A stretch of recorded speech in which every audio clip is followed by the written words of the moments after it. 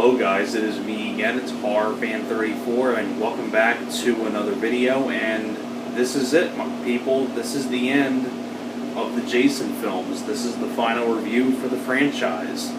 I know I reviewed all these films up until Friday the 13th today, and I finished up all the reviews on the actual day of Friday the 13th, so happy Friday the 13th to all of you guys out there.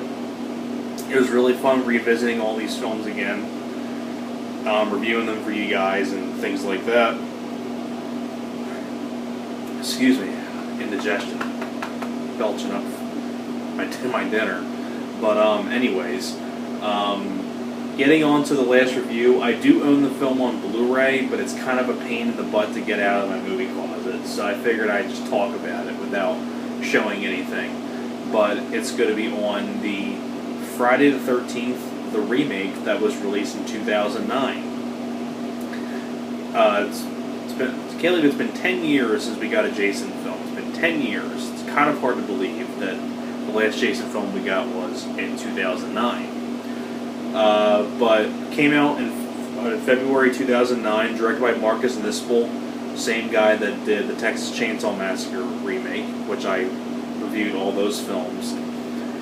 And basically in this one, basically what the remake is about, it combines the first three movies of the series. So it's like the first 5 or so minutes of the opening of the movie is part one, where you have Jason's mother getting killed at the end of the first movie, and Jason finds her body as a kid, and then in the second portion of the movie, the next 20 or 25 minutes, I guess you would say, of the second part of the movie, where it's kind of a take on part two, where Jason has the burlap sack on his face. And then the third section of the movie, which is the present day of the characters, is the part three elements, where he gets the hockey mask. Now, basically, the idea of this film is that, like I said, it combines the first three films together, and basically with this one, you have these people in the beginning, in the part two section, where they're out on the camp, and they get killed, except for this character of Whitney. And then we cut to the present day, and we see Jared Padalecki, who is looking for his sister, who is Whitney, who went missing in the beginning of the movie. And at the same time, when Jared Padalecki is looking for his sister, Jared Padalecki's name is Clay, and basically at the same time, there's these group of kids that are going to stay at a house. And the kids, you have Daniel Panabaker, who went on to be Caitlin Snow in the Flash TV show. You also have Travis Van Winkle, who I know from the Transformer movie. I think he was in the first Transformers movie. Surprisingly enough, as the same character of Trent. Same character name as he was in Transformers. You also have Aaron Yu from Disturbia. He was Shia LaBeouf's buddy in Disturbia. And you have a few other kids as well. Surprisingly enough, one of the guys is he's got long, kind of blondish looking hair. Kind of reminded me of a young Matthew McConaughey in a way. I don't know if anybody else would get that vibe, but at the same time, they're staying at Travis Van Winkle. I think it's his parents' house that they own, but they're going to let him and his friends stay there. And at the same time, Jared Padalecki is searching for his sister, runs into problems with Trent. Trent's being an asshole pretty much to him for no reason, because that's just how Trent is. Daniel Panabaker feels sorry for Jared Padalecki and decides to help him search for his sister, and at the same time, Jason comes around and starts killing people one by one. And that's pretty much what it's about. Now, the remake I really do enjoy. This is one of my personal favorite horror remakes. Granted, I love the Jason franchise in general, but I think this is one of those ones where the remake got it right, because I like the fact that they didn't really do anything that screwed up the character of Jason. they made him much more like smart. They kind of made him like smart, like he knows the woods and things like that. So like Jason has like this kind of like underground lair where he's keeping Whitney at, the sister, because she reminds him of his mom when she was younger, and he's keeping her down there in this underground thing. And basically, when someone trips on like some sort of like wire, it rings like these little bells, and that way Jason knows that someone's out there, and he goes out and gets them. So I like the fact that they made Jason like a really smart character. Like, they didn't mess up Jason, they didn't make him cry like Michael Myers in Part 5. They didn't make him trailer park trash like Rob Zombie did in Halloween and things like that. They didn't do anything crazy like that with the Jason character. And I like that. I like that they kept Jason to his roots of just him being a killer. And I like that.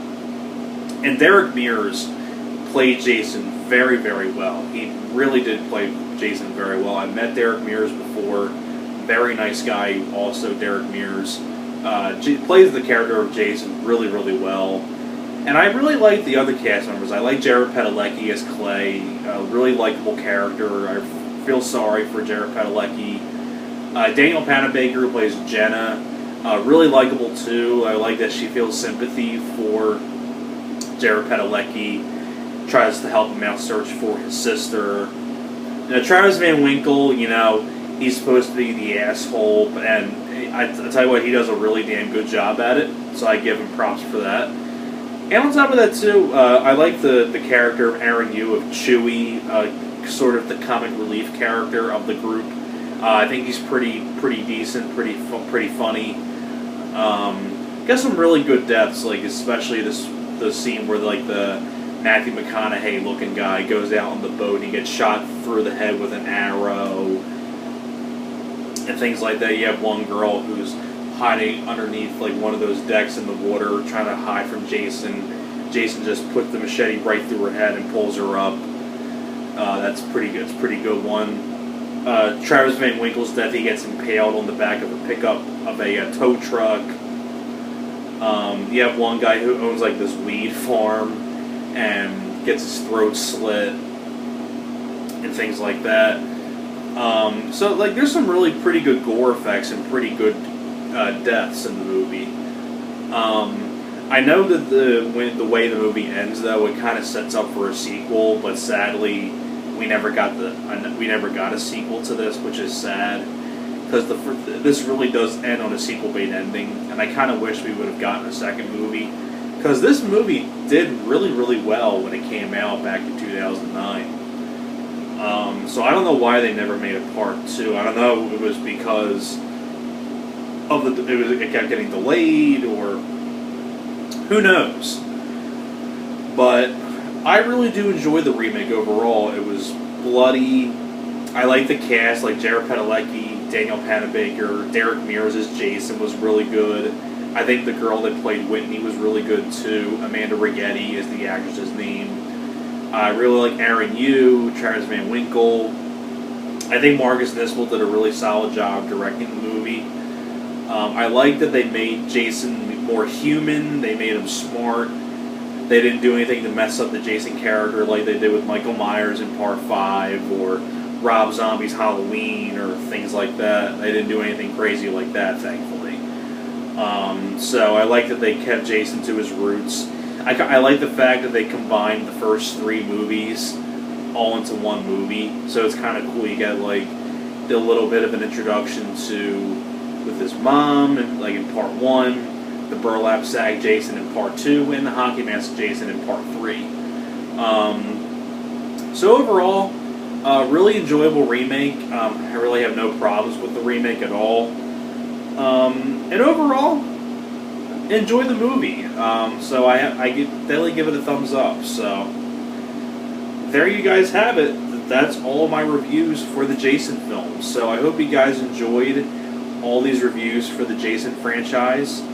Thanks a lot for watching. Happy Friday the 13th to all of you guys out there, and I will see you guys next time. You guys take care.